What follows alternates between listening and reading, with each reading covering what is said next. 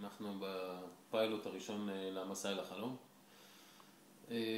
אני רק רוצה לעשות מין סקירה כללית של איזה דוחות אנחנו משתמשים, מה אנחנו רואים. בשביל זה אצלי באוטו הטאבלט, חיברתי אותו למסך, שתוכלו לראות איתנו.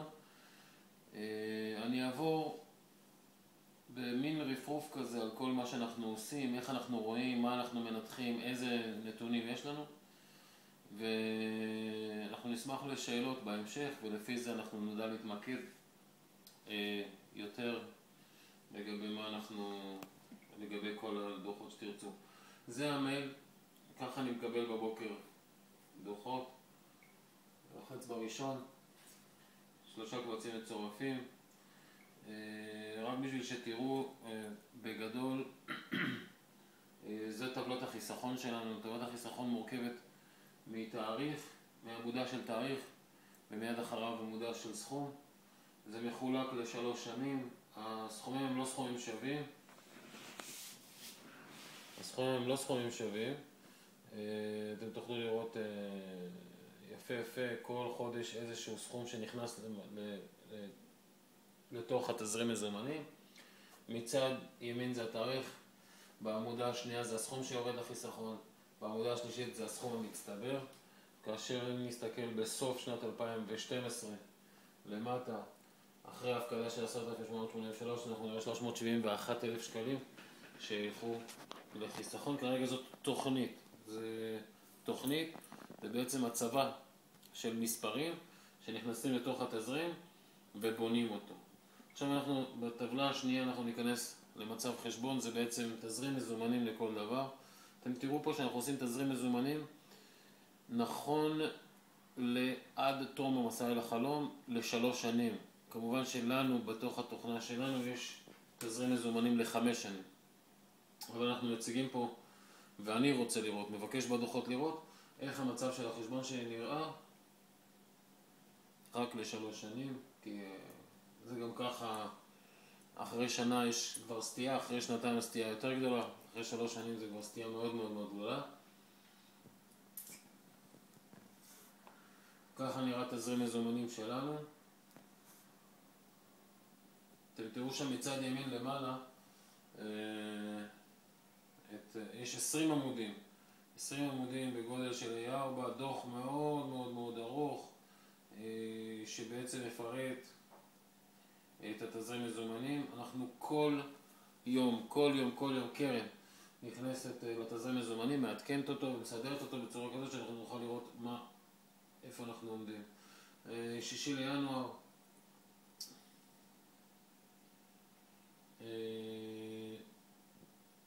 כמובן שורת איזון זה השורה שבו בעצם אומרת עד לכאן התזרים מזומנים מכאן הוא נכון, אחורה כמובן, וכל הנתונים האלה נבדקו מול הבנק. קדימה יש את כל ההכנסות, הוצאות, לפי תאריך ערך, מה היתרה באותו תאריך. כמובן שיש פה מינוס, אנחנו יודעים שאנחנו עובדים מול מסגרת אשראי מסוימת. אפשר לשחק עם המספרים בצורה כזאת שזה יסתדר ואנחנו נהיה מתחת למסגרת המינוס. כמו שאתם תראו פה, יש הפקדה לחיסכון 3,000 שקל, כמו שהופיע בטבלה של החיסכון. אז כמובן שאפשר לחסוך פחות אולי, להוריד איזשהו תשלום, לדחות תשלום או למשוך, ואנחנו נעבור את זה מתחת ל-15,000. אפשר לשחק עם זה. הכל זה רק תוכנית. אפשר לשחק קצת, אי אפשר לשחק בכל נתון, אפשר לשחק בחלק מהנתונים. יצאתי מהתזרים, אבל אני אראה לכם פחות או יותר איך נראה סוף המסע אל החלום. אנחנו נעמוד על אחרי כל ההפקדות של 371,000 שקלים, נעמוד על שורת מינוס 66,000 שקלים. שוב, זה נכון להיום, כל שינוי בתזרים, אני אעשה הפקדות גבוהות יותר במהלך השבועות, הרי אני מפקיד 52 שבועות של מזומן. אם אני אעשה הפקדות גבוהות יותר, סתם דוגמה לצורך העניין ב100 שקל, אז זה ישנה את כל התזרים מזומנים במעל 15,000 שקל. זה 52 שבועות כפול 3 שנים, זה 156 שבועות. 100 שקל בשבוע יותר נותן לנו 15.6 אלף שקל פחות בתזרים. עכשיו, לתוך התזרים מזומנים אנחנו בעצם מכניסים נתונים כמו איזה הורדות, מה צפי ההורדות, כמה אני אמור להפקיד כל שבוע וכן הלאה וכן הלאה. כל זה אנחנו גוזרים מתוך נתונים של עבר. איך אנחנו מכניסים נתונים של עבר, איך אנחנו מכניסים נתונים של ההווה, איך נראים נתונים של ההווה, איך כל שורה ושורה בתוך הטבלאות שלנו נבנות. אנחנו נראה עכשיו, זו טבלה שהיא לא כל כך מסובכת למלא אותה, אבל הכוח שלה זה באיסוף הנתונים, באורך איסוף הנתונים. כרגע יש לנו טבלה פה מיד אחריה של שנתיים ועוד חודש. זה שנתיים, 2012, 2013, וכאן התחלה של 2014. זה שנתיים של איסוף נתונים ששמענו את החומר והוא יושב כאן. כמובן אנחנו נסתכל רק בשביל סתם להראות לכם דוגמה. ממוצע שנתי נראה בצורה כזאת, מה המחיר לקילומטר, מה המחיר לליטר דלק, מחיר לקילומטר בדלק. כל הנתונים האלה יענו לנו על שאלות בהמשך לתוך תזרימים מזומנים. נעלה חזרה לתוך הטבלה ונראה לכם איך אנחנו מפרקים פרט פרט בתוך התזרים. איזו עבודת מחקר מאוד ארוכה, אבל היא משתלמת בסוף, כי אנחנו בעצם יודעים לגזור נתונים מאוד מאוד מאוד מדויקים לתוך התזרים שלנו. תאריך, יום בשבוע, מקילומטר עד קילומטר, זה את כל הנתונים האלה אנחנו לוקחים מתוך ה-Z. בסוף כל יום הקופה מוציאה Z, ואנחנו יודעים לגזור את הנתונים האלה, פשוט שמים את הנתון השני, והוא מפחית בין הנתון הזה לנתון הזה, נותן לנו את הסך הכל קילומטרים. למחרת לוקחים את הנתון הזה, שמים אותו פה, את הנתון הבא, אחריו שמופיע ב-Z פה, הוא נותן את ההפרש בין שתיהם, סך הכל קילומטרים. אם תדלקנו באותו יום, ממלאים פה וכן הלאה וכן הלאה. קופה ב-Z, ממלאים פשוט כמה הודפס ב-Z, וזה נותן לנו את הנתון הזה, את הנתונים האלה. מה הממוצע ב-Z? כמובן שאני רוצה לראות שאני יעיל וכן הלאה וכן הלאה, כדי לדחוף את עצמי לעלות יותר ויותר בזדים, אז אני עושה ממוצעים נכון לאותו יום. לצורך העניין, הנתון הזה הוא הממוצע של שתי הנתונים האלה, הנתון הזה זה הממוצע של שלושת הנתונים האלה, הנתון הזה ממוצע של ארבעת הנתונים האלה וכן הלאה וכן הלאה, וככה זה יורד.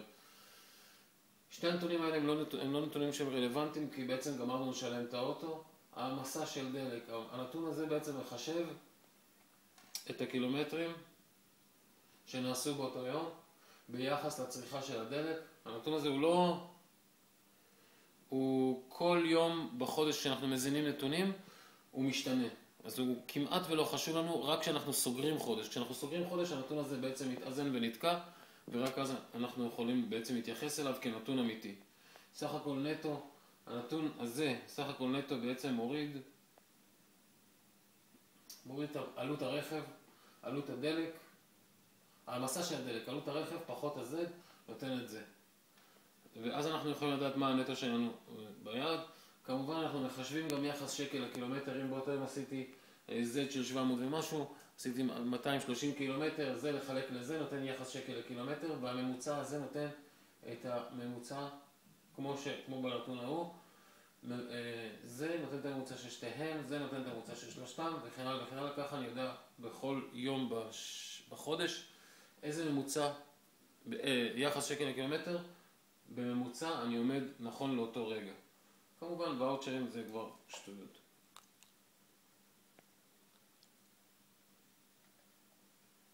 אתה יכול להגיד בקול, זה לא קורה כלום. סוללה. מה? אין סוללה. אין סוללה. טוב, אנחנו תכף נסיים. זו טבלה שאנחנו ביום שני, ואני רואה פה טבלה של שבוע קודם. צריך לסדר את זה.